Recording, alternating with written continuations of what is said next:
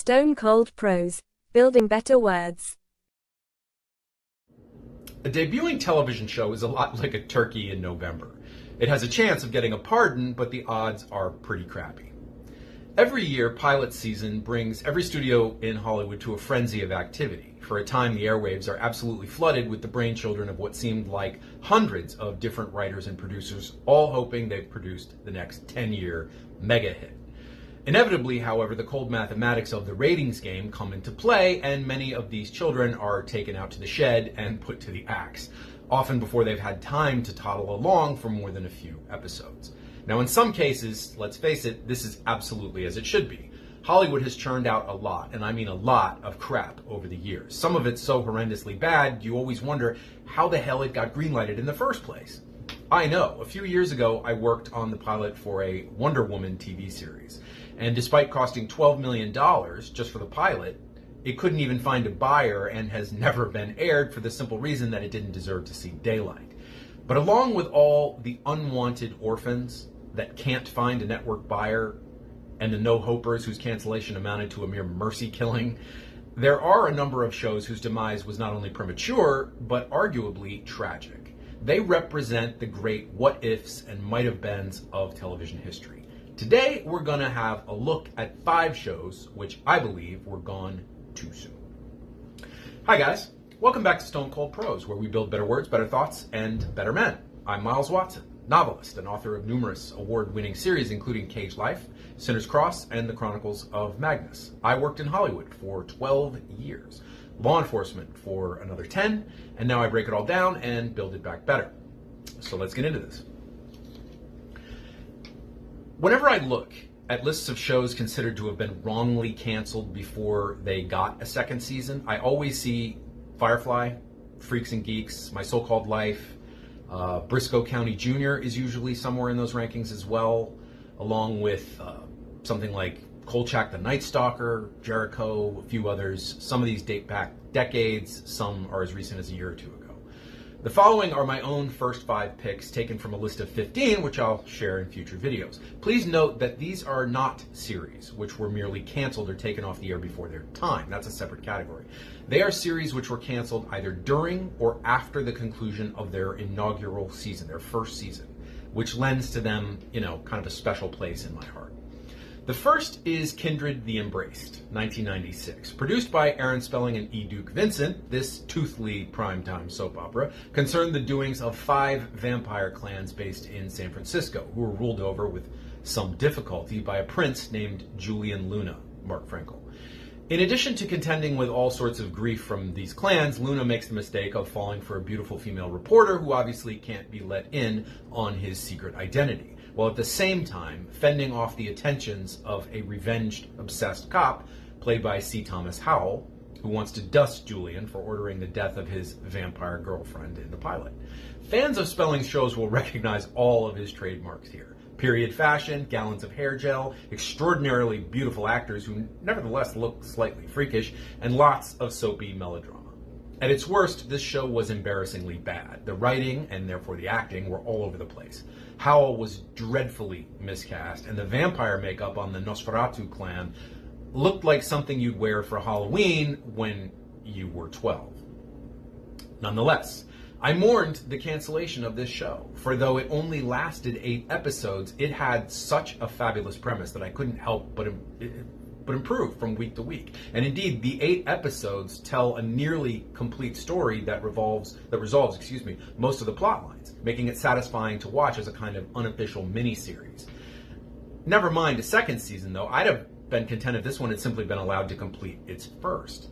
Unfortunately, the series' too handsome to be human star, Mr. Frankel, was killed in a motorcycle accident shortly after its cancellation, preventing any possible reunion, and in any case, Kindred died such a quick death that it has only a very small cult following and is unlikely to be tapped for a reboot.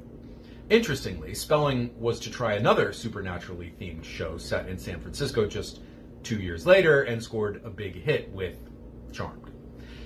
Second is Tales of the Gold Monkey, 1982. On this list, you'll see shows that died because of low ratings, unrealistic expectations, bad network decisions, or insoluble budget problems. Tales of the Gold Monkey may be one of the only TV series in history whose epitaph reads, "Died from a pissing contest."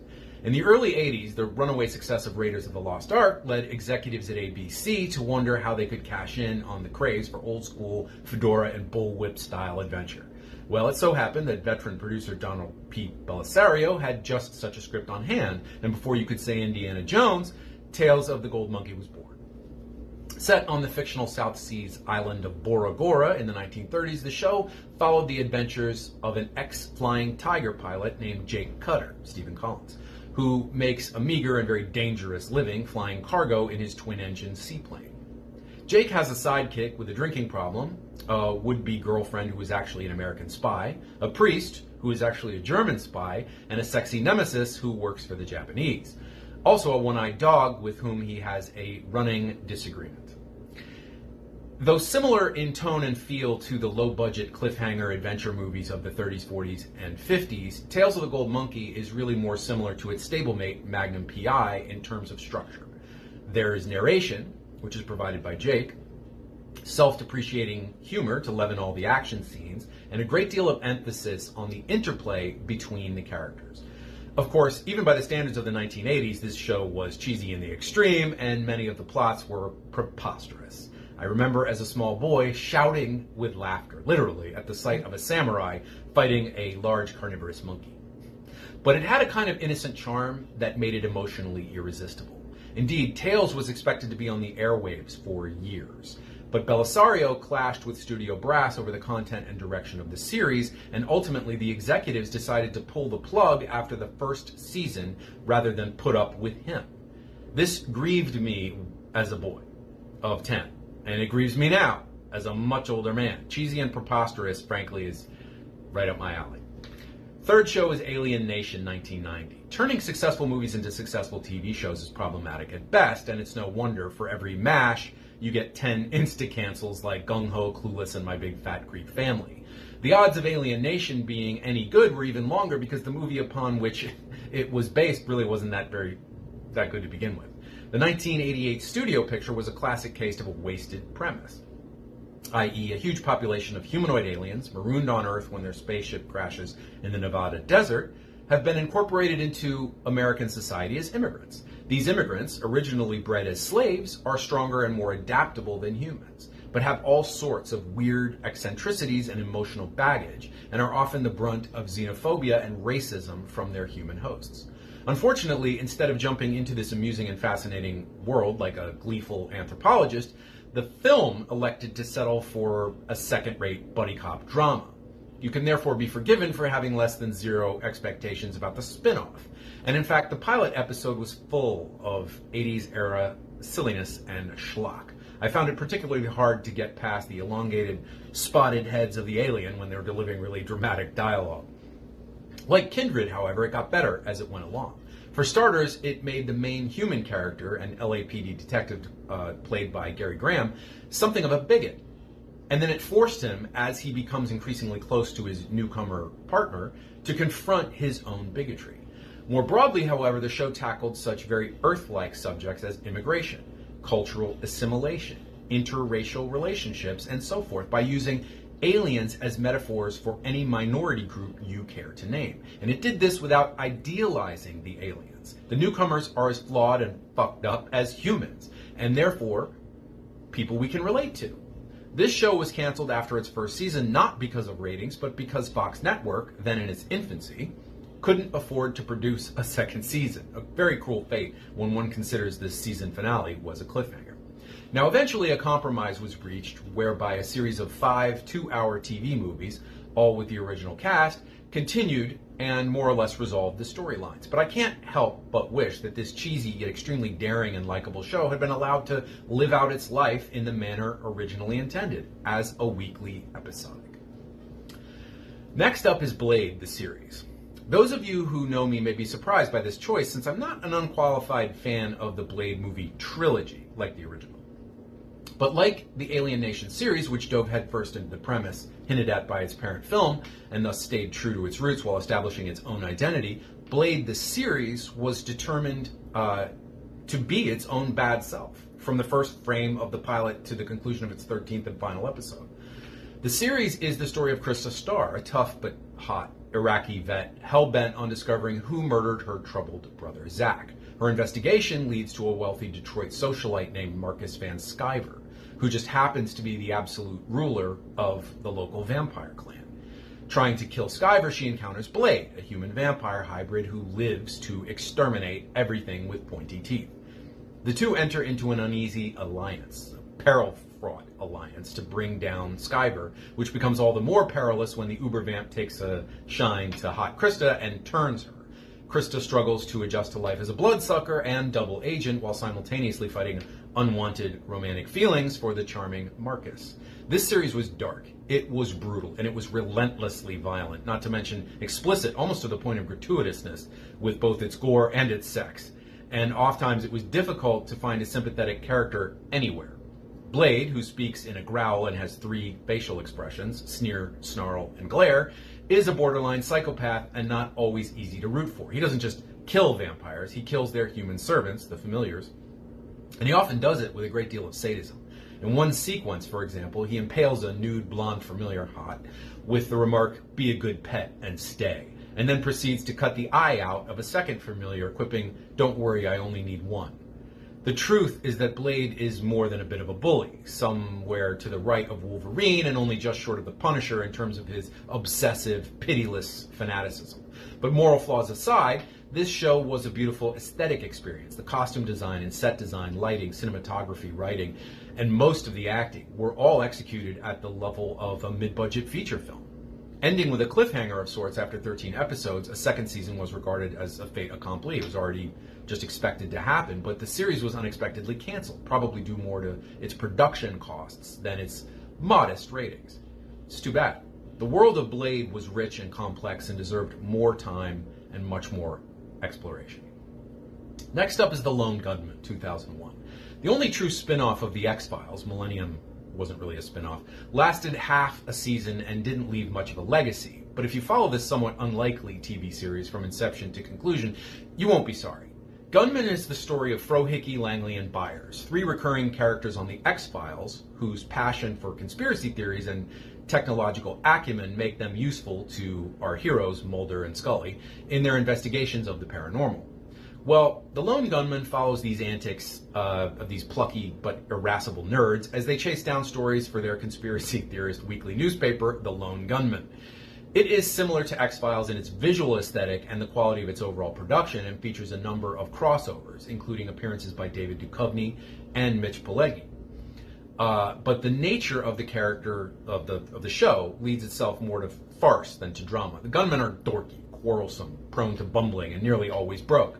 The shittiness of their surveillance vehicle, which is a broken down old van, is a running gag. And what's more, they've got an intern named Jimmy Bond, who is a disaster-prone moron. And they also have a sexy friend cum nemesis named Eve Harlow, who is continuously tripping them up when not providing reluctant help.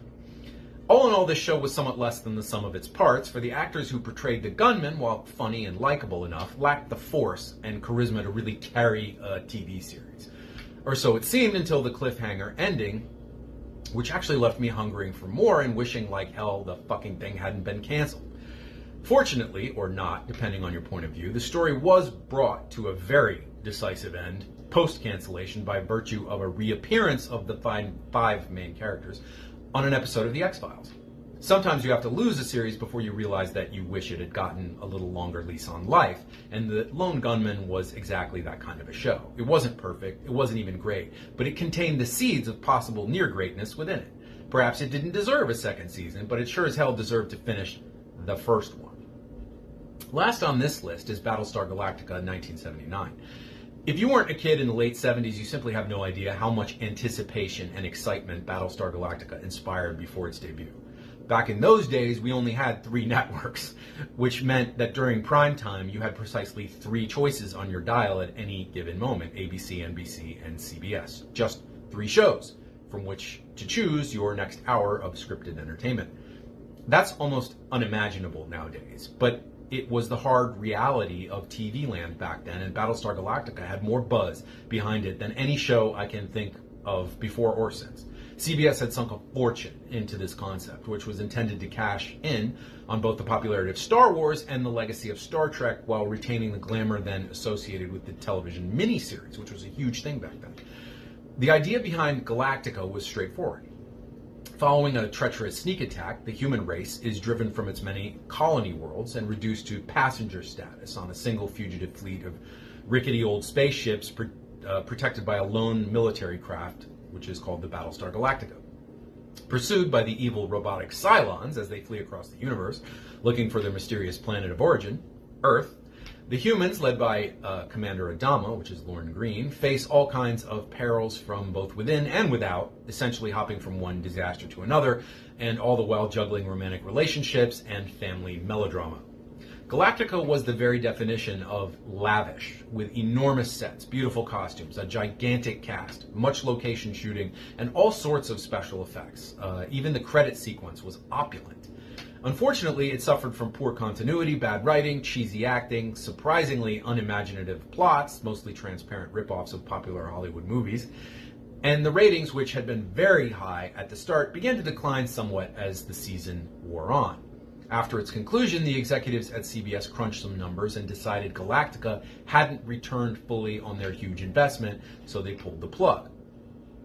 This decision was unfortunate for two reasons. First, the quality of the series actually improved down the home stretch. The last 4 or 5 episodes are really good, and proof of Dirk Benedict, who played Starbuck's, assertion that the first season of any show is simply a quest to find its spine, its identity. Second, the decision to cancel eventually led to the abysmal spin-off Galactica 80, which was a rather cynical attempt to bring back the show's audience on a low-budget spin-off using mostly different actors in a different setting. The attempt failed. Galactica 80 was quickly and mercifully canceled, and even more quickly and mercifully forgotten, and any hope of reviving the parent series proper faded away with it. Now, of course, many years later, the series got a reboot on the Sci-Fi Network to much critical acclaim. But I can't watch the last few episodes of classic Galactica's first season especially without lamenting the lack of an existence of a second season. I feel that the producers had found the identity of the show and were moving on to bigger and better things. I only wish they'd had the chance to showcase them. Now, of course, there are many television series which avoided this list by managing to gasp out a second season or part of one before they got the chop. And still others which managed 3, 4, or even 5 seasons yet still ended prematurely before their time. I could list many shows that, however long they ran, still exited the stage before I wanted them to. But there is and always will be a special pathos about promising TV shows which die in or after their freshman seasons. A lucky series shows us what can be done. The unlucky only show us what might have been. Guys, if you enjoyed today's video, please remember to like, subscribe, comment, hit the notification bell, and remember to check out my books on Amazon. The link is in the description if I remember to put it there. I drop scripted content every Friday, shorts every day, and unscripted rambles whenever rage moves me to do so. See you next time, and until then, stay cold and don't get canceled.